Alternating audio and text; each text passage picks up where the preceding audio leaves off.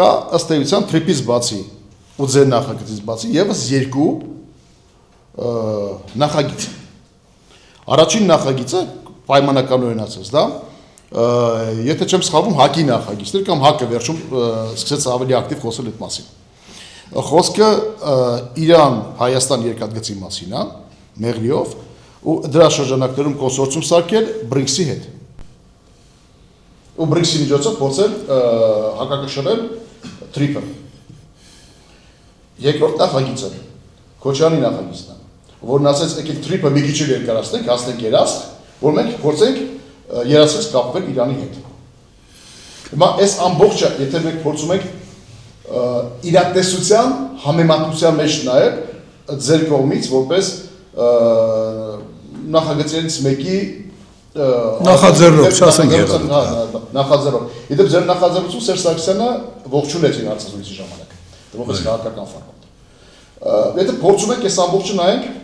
համատության մեջ։ Նախ TRIP-ը ինքը, եթե իրականություն դառնա, ապա դա խանգարելու է մեզ Իրան ագարակ, որտեղ մենք երկու պրոյեկտ ունեինք։ Մեկը ագարակ Գագարինն է, որը մշակվել է դեռևս 14 թվականին Ագարակ Գագարին։ Դա դրա մասին խոսած վերջերս խոսած Լևոն Զուրաբյանն է։ Դա հենց երկու գիծ է, այնտեղ կոչվում է հարավային Հայաստանի Գագարին ասել որ Գագարինը նկատի ունի։ Գագարին, խոսքը գնում է Սևանի Գագարինի մասին, այո։ Դա 3.5 միլիարդ արժողությամբ, մոտավորապես 305 կիլոմետր երկարությամբ, 19 թունել պարունակող, մոտ 102 կիլոմետր 64 հատ կամուրջ պարունակող գիծ է։ Ծախսատարությունն եք ուզում։ 3.5 միլիարդ դոլար։ Դա այդ նախագծերը արել են չինացիներն են արել, չինական ընկերությունն արել, ագարակ դա արվել է 14-15 թվականին Սերժ Սարգսյանի հանձնարարությամբ, նախաձեռնությամբ։ Դա կա այդ գիծը, բայց կա երկրորդ գիծը։ Ագարակը միացնող Թեհրանի հետ, Իրանի հետ, որտեղ սա շատ էական է։ Երբ որ դուք TRIP անցկացնում եք, այդ գիծը ագարակ Թեհրան չի աշխատելու։ Չի հնարավոր չի։ Եթե որևէ մեկը պատկերացնում է այդ բանի Մեղրի հետ հատվածը, ապա Մեղրի հատվածը նախ երկաթգծումը ուղղակի գնում էր գետի ափով, ուղղակի գետի ափով։ Այնտեղ ճանապարհ գծելու ավտոմոբիլային ճանապարհի հնարավորություն вообще ավելին։ Այդ երկաթգծի կողմի մյուս հետ հարավային պատը հենապատ է, որովհետեւ կարողանաս այդ պատվարը պահես։ Հասկանում եք։ Այսինքն այնտեղ ուրիշ բան հնարավոր չի անել։ Ինչ որ sense օթով չեմ մեստակադայով բանով այդ քիչ հավանական է ինքներս որ դեպի բարձա չէ որ դա հնարավոր դրա համար այդ ագարակ չի կարող համատեղվել կարս ասած հյուսիս հարավը Մեղրիով չի կարող համատեղվել TRIP-ի հետ ես այդ կարծիքին եմ չի կարող հակակշռել չի կարող համատեղվել նույնիսկ այսինքն չես կարող եւ այն ունենալ եւ այն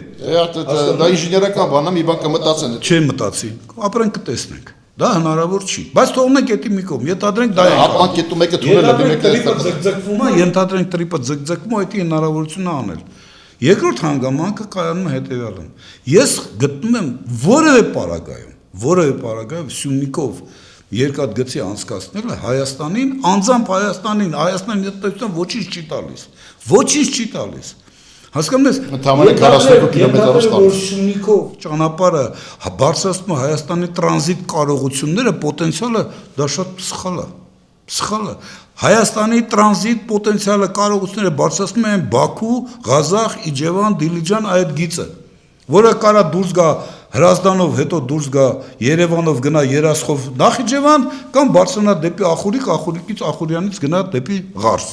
Ուրիշ գիծ, ուրիշ տրանզիտ կարողություն Հայաստանը այլևս չունի։ Գոնե զարգացնում է առաջիկա 10-15 տարիների համար։ Հասկանում եք, ինչ վերաբերում է Իրանից դեպի ուրեմն Հայաստան-Իրան, հիմնականում խոսում են Պարսից ծոց կամ Սև ծով գծի մասին կամ Հնդկաստան, Իրան, Հայաստանով դա մուլտիմոդալը, այսինքն տարբեր մոդելներով աշխատելը մուլտիմոդալը ամենալավագույն տարբերակն է դրա։ Այսինքն ես խիստ կասկածում եմ, թե մեզ կհաջողվի երկաթգիծ ունենալ, ես գոնե առաջիկա շոշափելի ժամանակահատվածի համար եմ ասում, հասկանում եք, որ մենք ունենանք երկաթգիծ, ասենք թե Իրանը, Հայաստան, եթե տրիպը եղավ, եթե տրիպը չեղավ, դա իրականացնող են։ Միանգամայն իրականանալի հարց է։ Եթե տրիպի քաղաքական մտադրությունը պահպանվեց, ապա այն ինչ որ մենք մտածում ենք Իրանով, Հայաստանով դեպի Սևծով, Հնդկաստանից դեպի Իրանով, Հայաստանով Սևծով, այդ գիծը չի աշխատի, երկաթգիծ չի աշխատի։ Չի լինի, ես տենց եմ մտածում։ Դա կարող է լինի երկաթգիծ, հետո ավտոմոբիլային, դա հնարավոր է, բայց ոչ երկաթուղի։ Սա ես ուղղակի ասում եմ այնպես, ինչքան ինձ իմ ուսումնասիրությունները թույլ են տալիս։ Հետևաբար մենք այդուհանդերձ այն խնդիրը, որի մասին մենք խոսում ենք Հայաստանի աշխարհագրական դիրքը, աշխարհաքաղաքական պոտենցիալի վերածելու, խոշոր խաղացողների համար ինչ որ մի նշանակալիություն ձեռք բերելու մասին, ապա դա անպայման այս հնարավորությունների գործարկումն է։ Միայն այս պարագայում ընդ որում տրիպը պետք է դիտվի, ասենք թե ոչ թե մերժել, այլ ասենք գիտեք, հա, ինչ որ ժամանակ կարող ենք դրան անդրադառնալ, բայց եթե խոսքը գնում է Հայաստանի եւ Ադրբեջանի միջև խաղաղությունը անշրջելի դարձնելու մասին, եթե խոսքը գնում է հրադադարը անշրջելի դարձնել եւ դրա հիմա վրա խաղաղության հասնելու մասին, ապա ճանապարհը մեկն է՝ Բաքու, Ղազախ, Իջևան, ինչու՞, որովհետեւ միայն այս կոնֆիգուրացիան է, որը թույլ է տալիս երկու պետությունների միջև ձևավորել փոխշահավետ տնտեսական համագործակցություն, որտեղ Ադրբեջանը շահագրգռված է Թուրքիայի հետ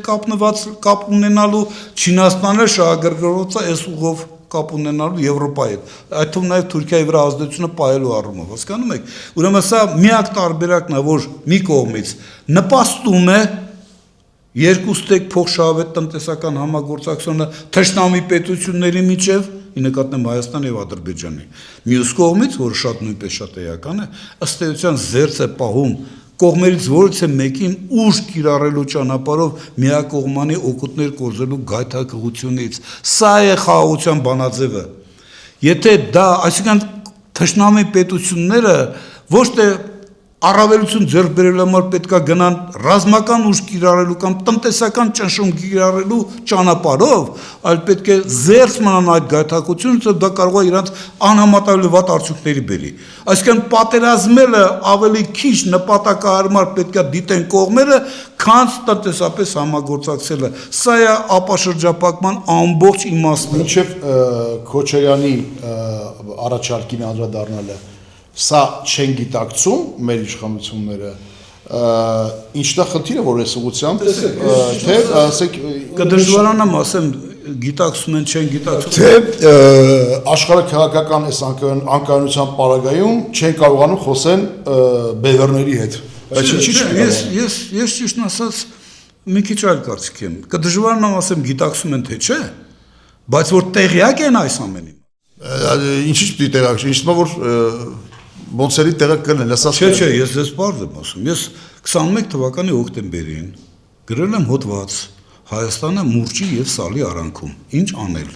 Եվ անդրադարձել եմ այս խնդիրներին։ Երկու խնդրի եմ անդրադարձել։ Այս նույն կոնտեքստում ոնց որ ես ձեզ ներկայացնում եմ։ Առաջինը սահմանազատում, սահմանագծում, երկրորդը ապաշրջապակում։ Որովհետեւ եթե մենք նոյեմբերի 9 ապաշրջապակման խնդրին մենք սկսել ենք անդրադառնալ նոյեմբերի 9-ի երակողմ հայտարարության 9-րդ կետի իման վրա։ Համաձայն եք թե ոչ։ Այդտեղից է սկսել ապաշրջապակման թեզը զարգանալ։ Հիմա հարց. նոյեմբերի 9-ի երակողմ հայտարարության իմաստը ո՞րն էր։ Միայն մի բան՝ հրադադար։ Հրադադար։ Եթե այդ բոլոր 8 կետերը, 9 կետերը կատարված լինեին, այսօր մենք կունենանք հրադադար, կայուն, անշրջելի։ Հետևաբար հրադադարն է։ Հիմա հարց,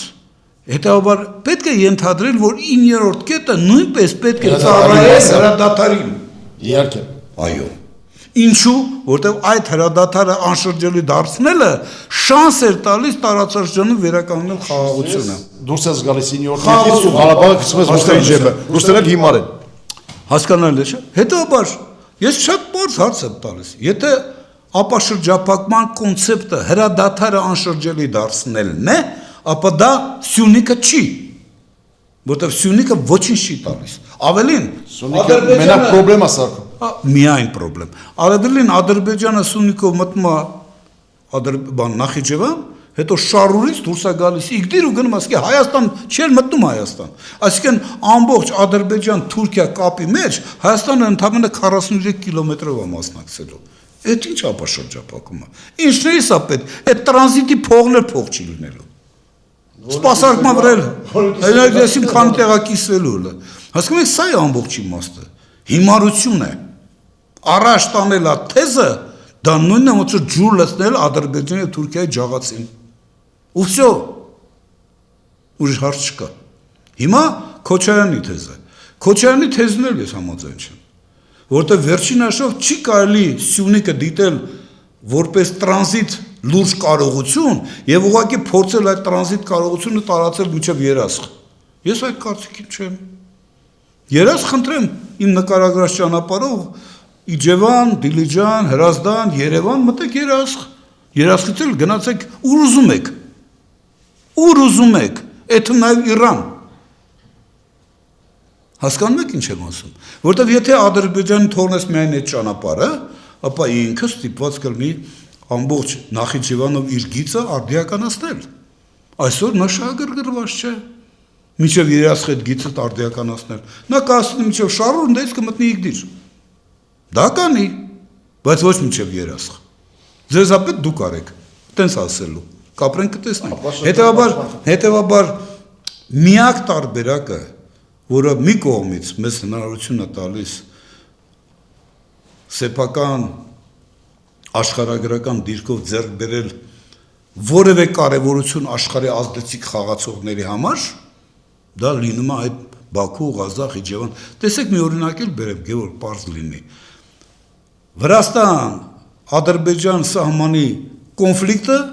իրավիճակի սրելը բերեց ինչ ադրբեջանցիները ասեն մենք պատրաստ ենք դաժե նույնիսկ Ղազախ Իջևան երկաթգիծը մենք մեր ուժերով վերականգնենք այնտեղից մեքենաներով տարեք այսինքն դա իրականում միակ տարբերակն է նույնիսկ պարագաների բերումով ադրբեջանցիներն էլ ընդունեցին որ դա լավագույն տարբերակն է իրանց համար նույնիսկ այսօր երբ որ Իջևան Դիլիջան գիծը սոխքի պատճառով չի աշխատում Հաղարցնի կողք այնտեղ